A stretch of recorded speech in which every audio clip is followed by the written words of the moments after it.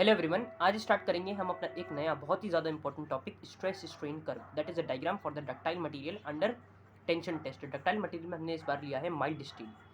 ठीक है, तो that is the under tension test या टेंसाइल टेस्ट। ठीक है, तो अभी सबसे पहले थोड़ा सा हम थ्योरी पार्ट टेस्ट में देखते हैं, फिर हम कर्व देखेंगे इसका।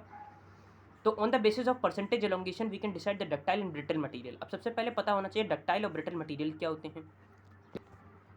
अगर हम बात करें डक्टाइल मटेरियल्स की, तो ductile materials are those materials we can say where if any force is applied on them. ठीक है, या इट इज़ द प्रॉपर्टी। ठीक है, ये प्रॉपर्टी है, जब उनके ऊपर फोर्स लगाया जाए तो वो थिन वायर्स में कन्वर्ट हो जाए। Simple definition of ductile. ठीक है, कि ऐसे मटेरियल्स जो जिनके ऊपर फोर्स लगने से, या that is the property of the material by which they can be drawn into thin wires, इस तरीके से। तो ये होते हैं डक्टाइल मटेरियल्स। बात करें ब्रिटल मटेरियल के बारे में, तो brittle material are those material जिनके ऊपर फोर्स लगाने से वो ब्रेक हो जा रहे हैं। ठीक है, that are not able to bear the force. Okay, so brittle material को एक तरीके से और भी हम कह सकते हैं कि that it is the property of that material by which it fails और फ्रैक्चर्स। ठीक है, इट फेल्स और fractures without any appreciable deformation. That is the most important word, कि हम कोई भी एप्रिशिएबल डिफॉर्मेशन हम उसमें नहीं देखते हैं। मतलब एक ऐसा मटेरियल अगर मैं इसे थोड़ा सा फोर्स लगाऊं, तो जैसे कि ये तो एक ब्रिटल बॉडी है, क्योंकि अगर मैं हल्का सा ज़्यादा फोर्स, बहुत ज़्यादा फोर्स अगर इसमें लगा दूं तो ये एकदम से क्रैक हो जाएगा। दैट इज़ कोई डिफॉर्मेशन नहीं देखने के लिए मिला। डिफॉर्मेशन तब होता है जब ये कुछ इस तरीके से बेंड हो जाता, तो एक डिफॉर्मेशन तो देखने के लिए मिला, उसके बाद ब्रेक हो रहा है, तो वो ब्रिटल नहीं है। क्योंकि एक टाइम बाद तो देखिए ऐसा भी आएगा कि वो अपनी पर्टिकुलर कंडीशन के बाद वो फिर ब्रिटल हो ही जाएगा। भाई आप थिन वायर्स को भी देखें, तो थिन वायर्स भी एक टाइम बाद वो क्या हो जाएंगे, बहुत बहुत बहुत ज़्यादा फोर्स लगाओगे तो फिर वो भी टूट जाएंगे, तो वो ब्रिटल थोड़ी हुआ, क्योंकि उसमें तो कुछ आपको डिफॉर्मेशन देखने के लिए मिला है। तो that is a brittle material. That brittle material is a material where if some force is applied so it gets fails और फ्रैक्चर्स।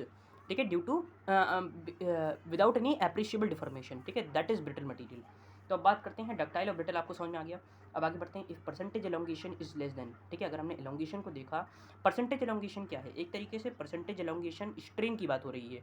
स्ट्रेन की परसेंटेज निकाल देना। स्ट्रेन क्या है, स्ट्रेन है change in dimension upon original dimension, कितना change आ गया किसी पर्टिकुलर डायमेंशन में। ठीक है, दैट इज द एलोंगेशन, और उसका 100 से मल्टीप्लाई करने पर हमें परसेंटेज एलोंगेशन मिल गया।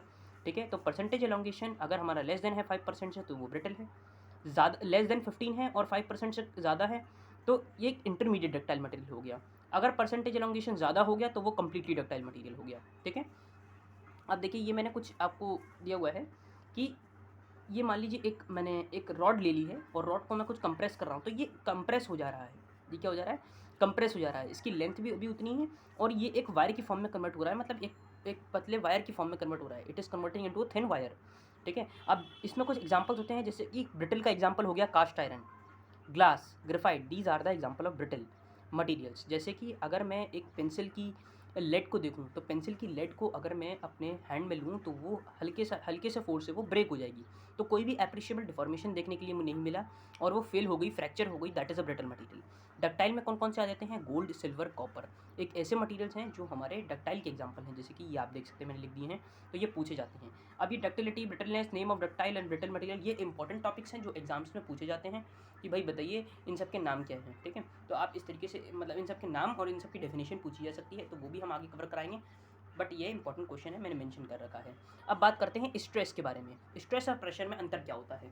देखिए, स्ट्रेस अगर किसी बच्चे से पूछा जाए तो वो जनरली आंसर दे देता है कि stress is force upon area, but उसकी रियल डेफिनेशन ये नहीं है। Stress is represented by sigma, that is this symbol.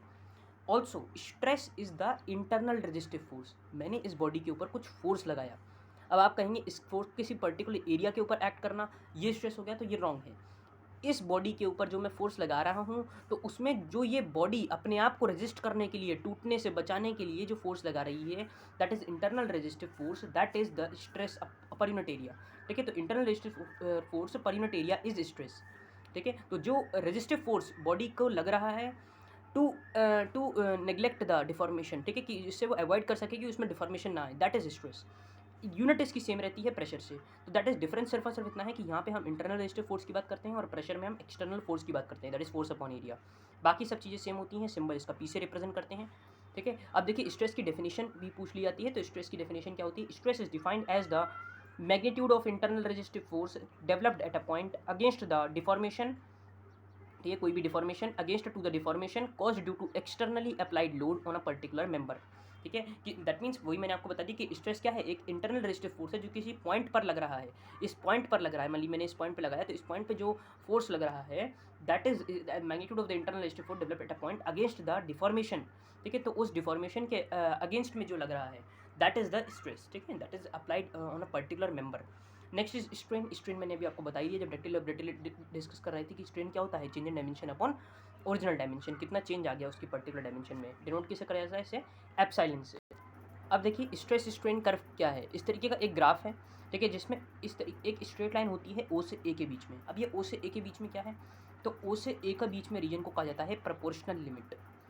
ठीक है, क्या कहा जाता है, प्रोपोर्शनल लिमिट। ऐसा रीजन जहाँ पे सिग्मा एप्सिलॉन के डायरेक्टली प्रोपोर्शनल है, क्योंकि स्ट्रेन से किससे रिप्रेजेंट करते हैं, एप्सिलॉन से रिप्रेजेंट करते हैं, तो that means stress is directly proportional to strain. ठीक है, आगे बढ़ते हैं। ए से बी वाले रीजन में अच्छा ओ से ए एक ऐसा रीजन होगा कि जिसमें अगर मैं उसे स्ट्रेच करूं, मान लीजिए मैंने कुछ इस बॉडी पे वो लगाया फोर्स, तो ये डिफॉर्म नहीं हो रही है। दैट मीन्स हो सकता है कि कुछ स्ट्रेच लगने पर इसमें स्ट्रेन आ रहा हो, मान लीजिए मैं एक रबर बैंड की बात कर रहा हूँ। ठीक है, तो वहाँ पे एक स्ट्रेस लगने पर कुछ स्ट्रेन पैदा होगा, दैट मीन्स कुछ ओरिजिनल डायमेंशन में चेंज हो जाएगा। बट एक टाइम ऐसा आएगा कि वो फिर जब मैं उसमें से स्ट्रेस हटा दूंगा, मान लीजिए मैंने स्ट्रेस हटा दिया, तो वो फिर से जीरो पोजीशन पर रिटर्न कर जाएगा, ओरिजिनल पोजीशन पे आ जाएगा, दैट इज़ अपनी ओरिजिनल शेप में आ जाएगा। ठीक है, तो दैट इज़ द ओ। तो वही मैंने लिख रखा है, same thing with both A and B will come to O. तो अब बी वाले पॉइंट पे क्या हो रहा है, हल्का हमने थोड़ा सा स्ट्रेस और बढ़ाया तो हल्का सा स्ट्रेन में डायरेक्टली प्रोपोर्शनल का रीजन नहीं मिला, हल्का सा चेंज था, कर्व लीनियर नहीं था, कर्व नॉन लीनियर था। तो इसलिए ए से जो बी वाला रीजन था उसे बोला गया इलास्टिक लिमिट। कौन सी रीजन बोली गई, इलास्टिक लिमिट, क्योंकि उसकी इलास्टिक लिमिट कितनी है। ठीक है, बट यहाँ पे क्या होगा, यहाँ पे भी अगर हम उसे छोड़ेंगे, इधर से स्ट्रेस हम जीरो करेंगे तो फिर से वो हमारा जीरो की तरफ रिटर्न हो जाएगा। बट जैसे ही वो सी पॉइंट पे पहुँचा, तो सी पॉइंट एक ऐसा पॉइंट था जिसके बाद अब वो ओ पे नहीं आएगा। ठीक है,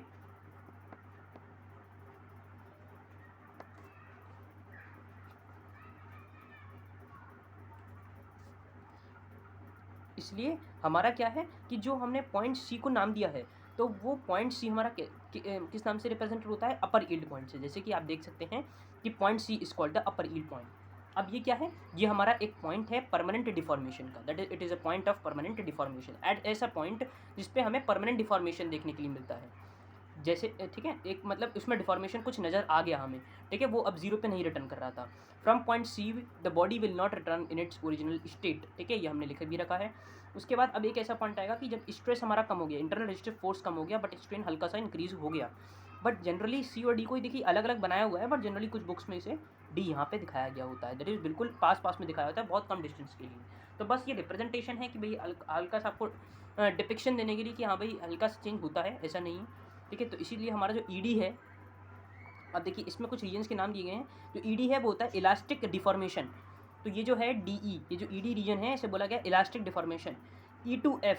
ठीक है, अच्छा अब ये E2F क्या है, E2F हमारा होता है स्ट्रेन हार्डनिंग रीजन। हार्डनिंग एक प्रोसेस है, तो वो हमारा E से F वाले रीजन में अकर करता है। F2G उल्टा आ रहा है तो जैसे इसका अपोजिट कर दीजिए, स्ट्रेन सॉफ्टनिंग रीजन। ठीक है, G एक ऐसा पॉइंट है जिसमें मैंने क्रॉस लगा रखा है, क्रॉस दिखा रहा है कि ये इसका एक ब्रेकिंग पॉइंट है। कौन सा पॉइंट है, ब्रेकिंग पॉइंट है। ठीक है, F एक ऐसा पॉइंट है जिसमें मैंने डैश डैश डैश करके y एक्सिस पे सिग्मा UT लिखा हुआ है, that is ultimate tensile stress, that is ultimate tensile stress. ठीक है, that is the maximum stress. ठीक है, ये होता है। D हमारा लोअर यील्डिंग पॉइंट है, D हमारा क्या है, लोअर यील्डिंग पॉइंट है। अच्छा अब ये जो मैंने दिया हुआ ना एप्सिलॉन ED, तो ये एप्सिलॉन ED दिखा रहा है इलास्टिक डिफॉर्मेशन। क्या दिखा रहा है, इलास्टिक डिफॉर्मेशन।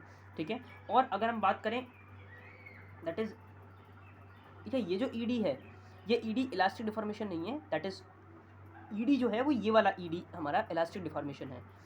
ईपीडी है, ईपीडी दिखा रहा है कि ये वाला जो रीजन है वो हमारा इलास्टोप्लास्टिक डिफॉर्मेशन है। मतलब एक ऐसा डिफॉर्मेशन जिसमें हमें कुछ इलास्टिकनेस तो देखने के लिए मिली है, कुछ चेंज तो देखने के लिए मिला है, बट एक ऐसा चेंज है कि जो प्लास्टिक जैसा कुछ चेंज है। ठीक है, तो इलास्टोप्लास्टिक डिफॉर्मेशन, तो कुछ प्लास्टिक की तरफ जा रहा है। तो बस ये हमारा कर्व है, बाकी सबके मैंने आपको मेन नेम्स मेंशन कर दिए हैं, कुछ नेम्स ये हैं। और देखिए कुछ हमारा रीजन ऐसा भी है कि जो हमारा O2 स्ट्रेट लाइन था वो हमने बता दिया, that is a linear elastic zone. A to B is non line और इलास्टिक जोन।